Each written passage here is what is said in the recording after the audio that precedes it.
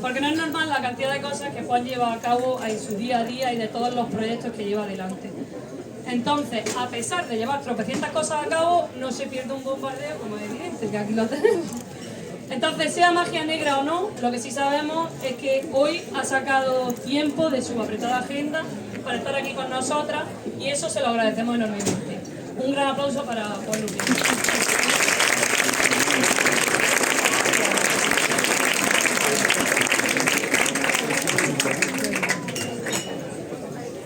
Bueno,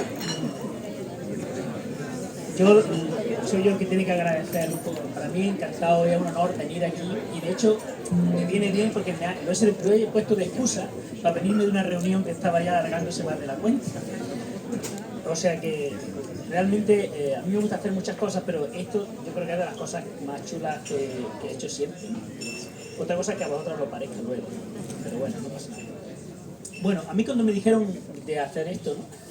Pues bueno, lo que yo voy a hacer es intentar ver un poco, explicar un poco por qué la percepción, que lo estudiáis, algunos de los que veo por aquí lo estudiáis como una asignatura y diréis, cuidado con el ladrillo este. Realmente es que es muy chulo, es muy chulo. Y por eso lo he puesto como la magia de la percepción. Entonces, una cosa para mí me parece interesante, de las cosas que, cuando yo que como profesor de psicología, que siempre le llama más la atención a la gente, es el caso de la sinestesia, ¿no? Yo empecé a hacer sinestesia, ¿no? Y yo me di cuenta que a la gente le alucina la sinestesia. Y bueno, la sinestesia, como sabéis, yo creo que ya lo sabe todo el mundo, pues es la capacidad que tiene alguna gente de percibir de una forma un poco rara. Por ejemplo, la gente que tiene capacidad de saborear la música, pero no en sentido metafórico, sino en sentido real. O la gente que tiene la capacidad de escuchar los colores o ver la música, ¿no? Ahí tenemos muchos tipos de sinestesia.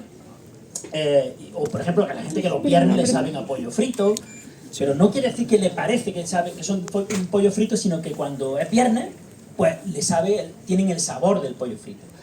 Y eso nos llevó con Alicia Calleja a escribir un libro de sinestesia, y si os traigo de esto, no voy a hablar de sinestesia, sino lo que quiero decir es que después de investigar mucho en sinestesia, lo que yo me di cuenta cuando me preguntan, bueno, ¿y qué has descubierto? Pues yo lo que he descubierto realmente con la sinestesia es que al fin y al cabo la sinestesia es una cosa muy normalita en comparación a lo que es la propia percepción.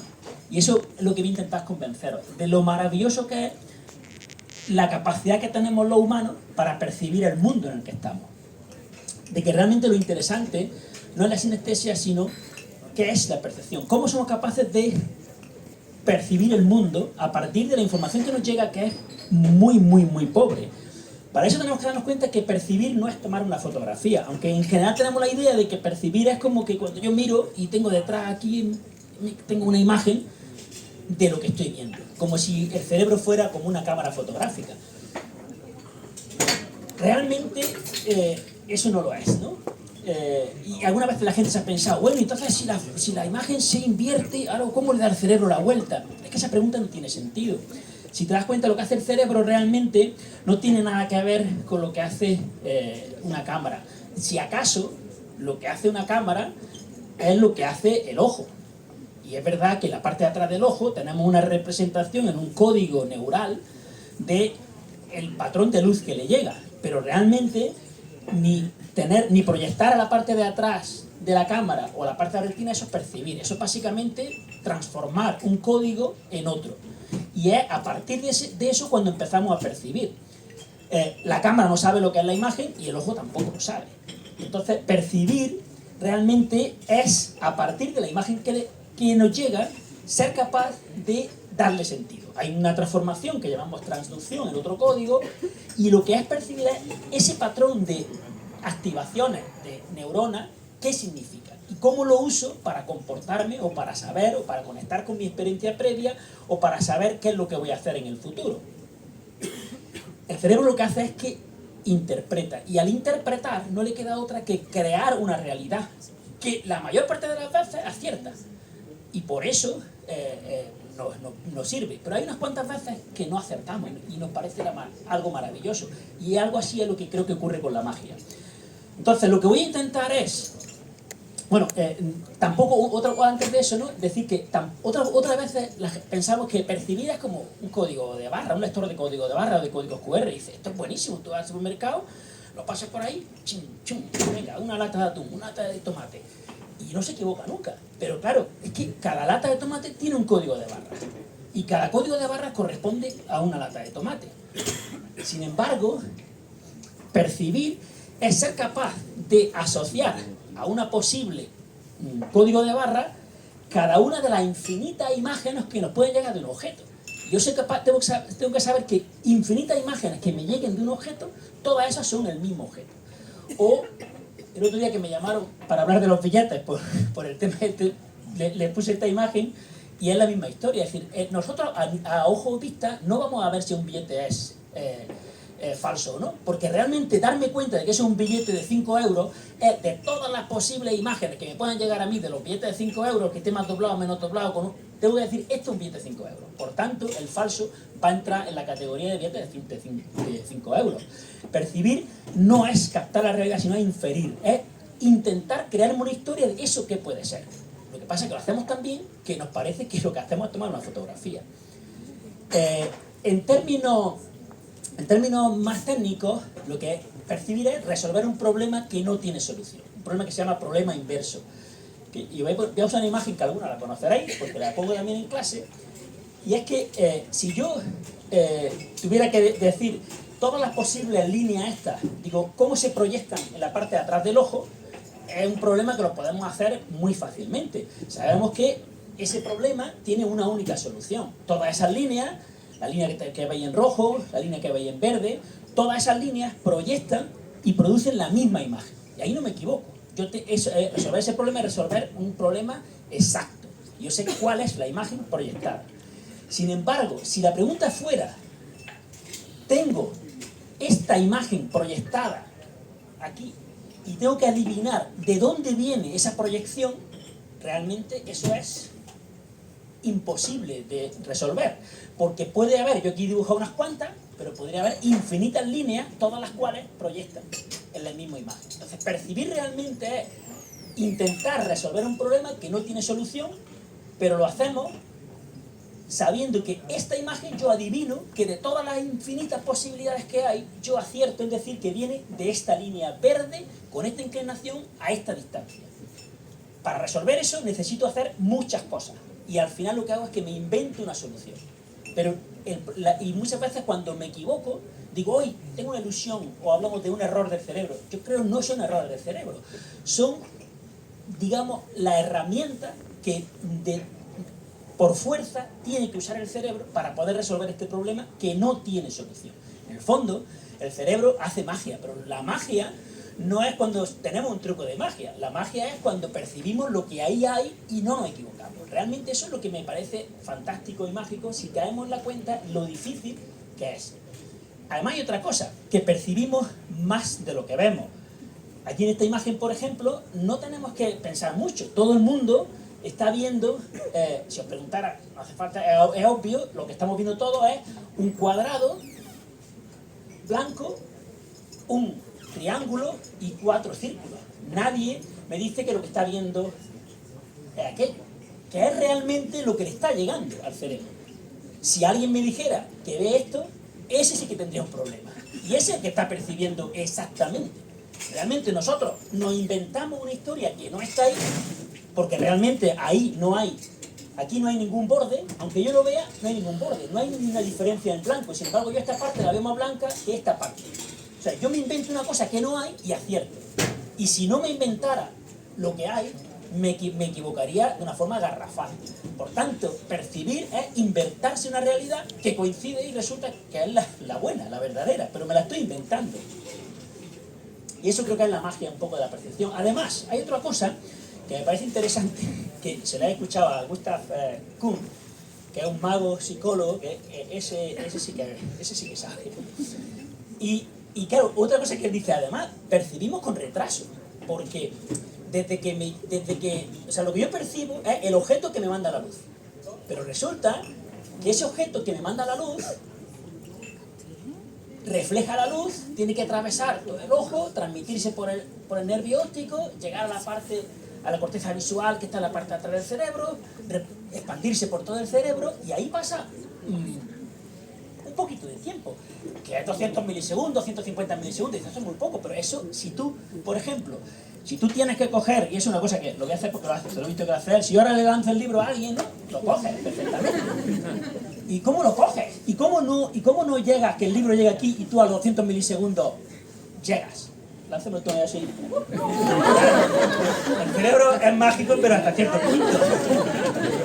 Bueno, es decir, resulta que nosotros percibimos una cosa que ya ha pasado, pero la percibimos de una manera que realmente me sirve para interactuar. O sea, desde que a mí llega la luz al objeto como está aquí, si yo espero a que llegue el objeto aquí para que me mande la luz, cuando voy a cogerlo, llego tarde. Entonces, realmente, podemos decir que percibir, lo que percibimos con retraso, esta es Gustav Kuhn, cuando percibimos, realmente lo que estoy haciendo es predecir el presente. Me tengo que anticipar al presente y yo percibo lo que no ha pasado. Y cuando yo lo percibo y cuando ocurre, coincide. Pero para yo percibirlo en el momento que ocurre, tengo que empezar a inventármelo antes de que llegue. Y de hecho, si no ocurriera así, nos parece una cosa mágica, como ocurre con alguna ilusión. Es decir, pero realmente, si caemos en la cuenta, percibir no es que yo tengo aquí una cosa y ahora le pongo el código, cuando me llega digo esto es tal o esto es cual, sino que yo tengo que, antes de que me llegue, ya intentar adivinar qué me va a llegar. Pues bueno, un poco la idea que quiero transmitir es que realmente percibir es inventarse una realidad que casi siempre coincide con la realidad verdadera, pero que es una realidad inventada en el espacio y en el tiempo. Y lo que quiero poner algunos ejemplos de cómo eso ocurre, y con la idea de que por esas rendijas, cada vez que nos estamos inventando algo, por ahí un poco se cuela la magia. Y nosotros predecimos cosas y estamos plenamente seguros de que ha ocurrido una cosa cuando realmente ha ocurrido otra. Y cuando la vemos y nos damos cuenta que estamos equivocados, es cuando nos ocurre esa sensación mágica. Y voy a poner algunos ejemplos de cómo ocurre esto. Por ejemplo, algunos de los trucos que usa el cerebro es que percibimos con 3 receptores que tienen sensibilidad al rojo, al verde y al azul, todos los colores. Nos inventamos todos los colores que vemos a partir de 3 colores. Pero realmente eso es lo que hace el cerebro. Si vemos aquí, esto es una imagen en blanco y negro. Si ahora yo os digo que focalicéis en el punto azul, fijaros en el punto azul y no mováis los ojos. Quedaros fijos en el punto azul, todo este rato en el punto azul, sin mover los ojos. Sin mover los ojos, hasta un poquito ahí, sin mover los ojos, un poquito más, un poquito más. No sé si habéis tenido la sensación, una imagen que es en blanco y negro y el cerebro la ve en color. ¿Por qué ocurre esto? Porque la imagen que hemos visto antes está con los colores opuestos. Entonces lo que hacemos, donde hay un verde, vamos a cansar el receptor de rojo y por tanto luego el gris o el blanco va a responder como si fuera rojo. Donde hay un azul ponemos amarillo, donde hay un amarillo ponemos azul y al final el cerebro ve una imagen en color donde realmente no la hay. Pues eso lo hace porque el cerebro usa un truco, que en este caso es un poco lo que hacen los televisores, que con 3 fotorreceptores reproducen todos los colores. Pues el cerebro con 3 receptores de color capta la realidad en multicolor. Otro ejemplo es que realmente el cerebro ve lo que ahí hay, no lo que le llega. Se inventa una cosa que no es lo que ahí hay, pero acierta. Aquí, si yo os dijera que el círculo es más oscuro, es obvio que el más oscuro es el de arriba. Y yo lo veo más oscuro, porque realmente es más oscuro. Sin embargo, la realidad es que de los 2 círculos me está llegando el mismo nivel de luz. Con esto que aprendemos, que el cerebro, para percibir el color de este círculo, no hace captar solo el color del círculo, sino que interpreta el color que viene de ese círculo, teniendo en cuenta no solo ese círculo, sino teniendo en cuenta muchas leyes de la física y de cómo es el mundo y de cómo se transmite la luz y cómo la capta el ojo. Obviamente, si aquí hay sombra, un estímulo que está en sombra va a reflejar menos luz que uno que está es oscuro pero está a la luz. Al final el cerebro tiene todas esas cosas en cuenta simplemente para saber si algo es gris o es blanco. Y al final se inventa una cosa que no es y resulta que es. Otra cosa, ¿no? A veces, no sé lo que veis ahí. Esto yo ya no lo veo porque lo pongo y le iba a quitar, pero se la muestro a la gente y lo siguen viendo. No sé qué veis. ¿Alguien me puede decir qué ve ahí? ¿Qué ves? Pero, bueno, tú lo has visto antes. Alguien que no lo ha visto, un ladrillo, una cosa rara, y cuando lo has visto, ¿no? A mí me pasa como a ti, que yo ya solo veo el puro. Realmente ahí lo que hay es un puro. Ahí hay un puro, pero en el otro contexto, el cerebro no ve el puro. Aquí lo normal es que tú no veas el puro, veas otra cosa. ¿Por qué veas otra cosa? Porque y alguien puede decir, esto es un error del cerebro. No, es un error nuestro, porque a quién se le ocurre poner un puro ahí. El puro no pega. Entonces, el cerebro no comete ese error. El error lo cometemos nosotros haciendo eso. El cerebro está desarrollado. El cerebro está desarrollado para percibir el mundo en el que se ha desarrollado. Un mundo donde no hay graciosillos que ponen puro ahí, ni gente que inventa bulos. El cerebro se ha desarrollado para percibir una realidad fiable, estable.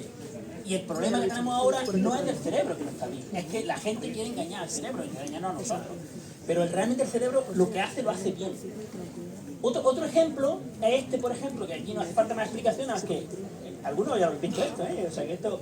Quiero poner otra, pero es que me parece muy bueno. Esto simplemente veréis, aquí lo que pasa, que de pronto la máscara se da la vuelta. La máscara realmente no se da la vuelta, sino que es que nosotros le damos la vuelta a nuestra interpretación. Esto es siempre una máscara de Chaplin. Lo que pasa es que está iluminada desde abajo. Cuando está iluminada desde abajo, entonces tiene mucha luz aquí. Aquí hay poca luz, ¿te das cuenta? Sin embargo, cuando se le da la vuelta, llega mucha luz a la parte de arriba y el cerebro entonces interpreta como que la luz viene de arriba, que es donde normalmente viene la luz en la naturaleza, y esto sale hacia afuera. Entonces el cerebro le da la vuelta a la máscara porque realmente lo normal es que eso no fuera así. Y entonces el cerebro intenta adivinar una realidad estable. Porque además ocurre aquí que el cerebro está hecho para captar la realidad en la que vivimos. Entonces el ejemplo de pareidolia, que es la capacidad o la tendencia que tenemos los humanos a ver caras en todo sitio. Porque realmente las caras es algo muy importante para los humanos. Entonces, pero no es que se equivoque, sino que el cerebro está hecho para vivir en sociedad, en interacción con los demás, y por eso lo hace de esa manera. Bien, otra cosa que nos parece interesante es lo que el fenómeno de chain blindness.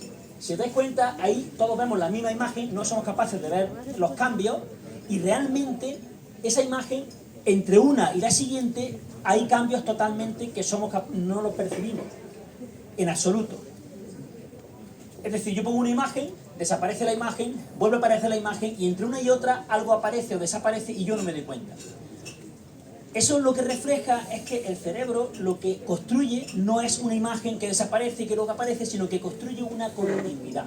Porque realmente así es como percibimos. Realmente nosotros, así es como ocurre en el cine, que a partir de una serie de fotogramas percibimos una realidad continua. Pero es que el ojo, la imagen que le llega, en realidad es una imagen discontinua. Cada vez que yo muevo los ojos, cierro los ojos, cada vez que hay un movimiento de los ojos, hay un momento en el que no hay entrada de información. De forma que la imagen que tiene el cerebro para construir la realidad del mundo es una imagen que se parece al cine. Y nosotros, a partir de una imagen que son fotogramas, porque realmente sé cómo lo vemos, percibimos una realidad constante, continua, que es la realidad que nos sirve para movernos en ella. Aunque realmente nos la estamos inventando, porque la imagen que nos llega no es continua. Y eso puede ocurrir a niveles incluso más altos. Por ejemplo, en este caso, imaginaos lo que ocurre.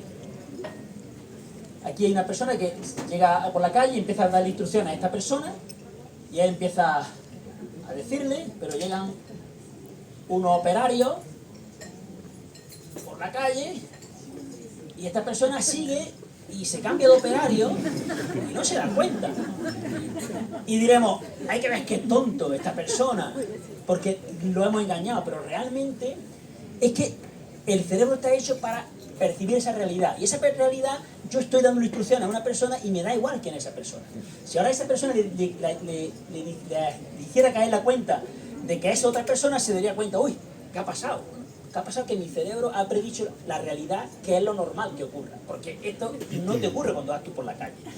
Pero nos reserva que realmente nosotros lo que hacemos es construir una realidad, incluso a un nivel que estamos integrando diferentes eventos para construir una historia. Y esta incapacidad del cerebro para inventarse las cosas, nos hace que seamos capaces de leer también, por ejemplo, ¿no?, lo de la próxima sesión de Psycho Beers, estará cargada de magia, tendrá por título, y ahí es que no pone eso, ahí pone muchos números, sin embargo somos capaces de leerlo. ¿Por qué somos capaces de leerlo? Porque lo más probable es que sea eso y que no sea otra cosa. Y como lo más probable es que sea eso, aunque no ponga eso, yo leo eso. Nadie se pone a decir L4, 9RO, X1, M4, 5351ON. Nosotros leemos lo que es lo normal que tuviera. Y además, como estamos aquí y lo que pone de aquí, pues más fácil todavía. Es decir, somos capaces de inventarnos, a partir de muy poquita información, una realidad que coincide con lo que realmente es adecuado. Y ya por último, quisiera contaros una anécdota que me parece interesante, ya para terminar, que es este libro que os lo recomiendo, se llama The Undoing Project, que cuenta la historia de cuando empezaron a colaborar juntos Amos Tversky y Daniel Kahneman. Como sabéis, Daniel Kahneman es el único psicólogo que ha tenido el premio Nobel por economía. Realmente se lo dieron a él solo, en lugar de dárselo a los dos, porque se lo dieron por los descubrimientos que hicieron los dos, pero ya en el momento que se lo dieron, Amos Tversky había muerto, y como los premios Nobel solo se lo dan a personas vivas, lo recibió solo él, pero le dieron por estos descubrimientos que hicieron, que en este libro cuentan la historia. Básicamente, Amos Tversky era un psicólogo matemático, y tenía la idea de que en la psicología matemática percibimos el mundo como si fuéramos pequeños estadísticos. Y nosotros intentamos, por ejemplo, como si fuéramos estadísticos, si yo tiro una moneda que no está trucada, la tiro 1000 veces, lo normal es que aproximadamente 500 sea cara y aproximadamente 500 haya cruz. Entonces, si yo la tiro 5 veces seguidas y me sale cara, la probabilidad de que la siguiente sea cara sería el 50%. Sin embargo, ahí Daniel Kahneman le decía, no es el 50%, porque los humanos no calculamos eso de esa manera. Los humanos, si tú le preguntas, después de 4 veces cara, te van a decir que ahora viene cruz. Aunque ellos saben que la probabilidad es la misma, pero después de 4 caras, ¿cómo va a venir otra vez cruz? Pues ellos utilizan otra lógica. Entonces, ellos empezaron a raíz de aquí, yo me imagino, ahí cuenta un poco con sus reuniones, cómo se reunían, y me imagino Daniel Kahneman, que es un psicólogo de la percepción y de la atención, cuando le contaba la historia de cómo Amos Tversky pensaba que los humanos razonaban, se hartaba de reír. Decía, ¿pero qué me estás contando? Si yo sé como si nosotros cuando percibimos, es para percibir algo y nos inventamos la realidad, cuando yo estoy razonando cosas que va a pasar en el futuro, por supuesto que me lo voy a inventar. No voy a deducirlo, razonarlo de una forma lógica. Y a raíz de ahí es donde desarrollaron todo su teoría de los heurísticos, etc. Y una cosa que me parece interesante, hablando con Gustav Kuhn en una conferencia que coincidí con él, donde él está ahora intentando aplicar el conocimiento de la magia y de cómo funciona el cerebro para intentar predecir el mundo al tema de la desinformación.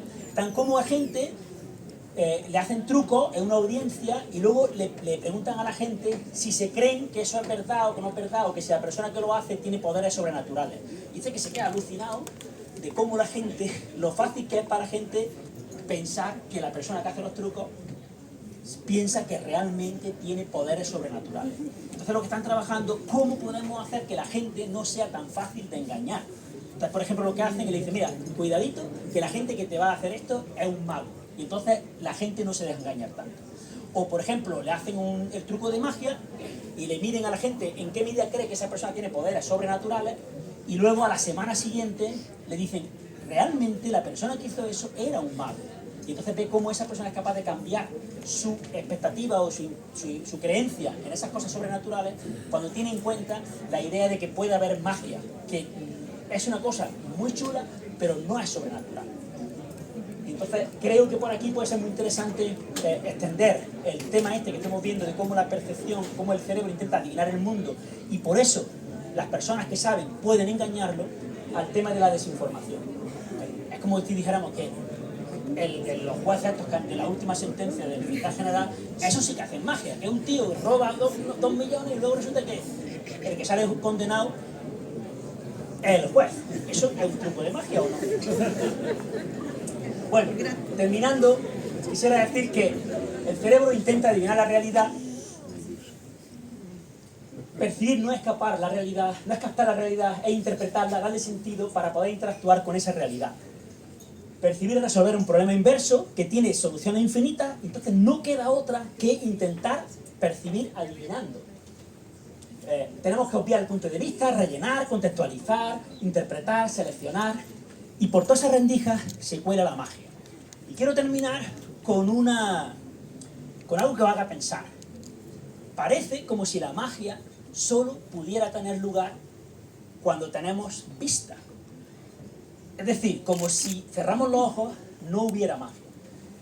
Y eso que parece que ahora nos puede parecer muy raro, pues parece que es así. Es decir, hay muy poquitos trucos, o prácticamente ninguno, que es otra cosa que también Gustav Kuhn está investigando, que la magia es muy difícil que ocurra si no tiene una base de la visión. Como que la visión tiene una característica que es especial para la magia. Luego, a ver un poco, ¿no?, con Javier, qué opina, luego lo podemos discutir al final, pero a mí me ha hecho pensar mucho sobre por qué tiene la visión en particular que le hace tan susceptible a la magia y que otras modalidades sensoriales es prácticamente imposible, a no ser que se apoyen en un componente visual para que se produzca la magia.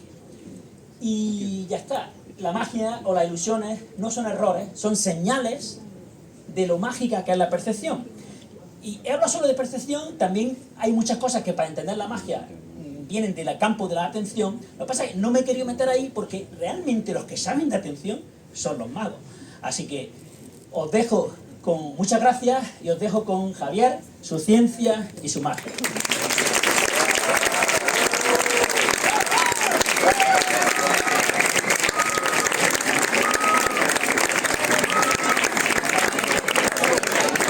Bueno, muchas gracias, Juan. Si alguien quiere hacer alguna preguntilla, alguien que tenga alguna duda o alguna curiosidad, ¿no? Pues entonces vamos a hacer un descansillo de 5 o 10 minutos para que podáis pedir, salir afuera y al baño y continuamos con la charla de Javier, ¿vale?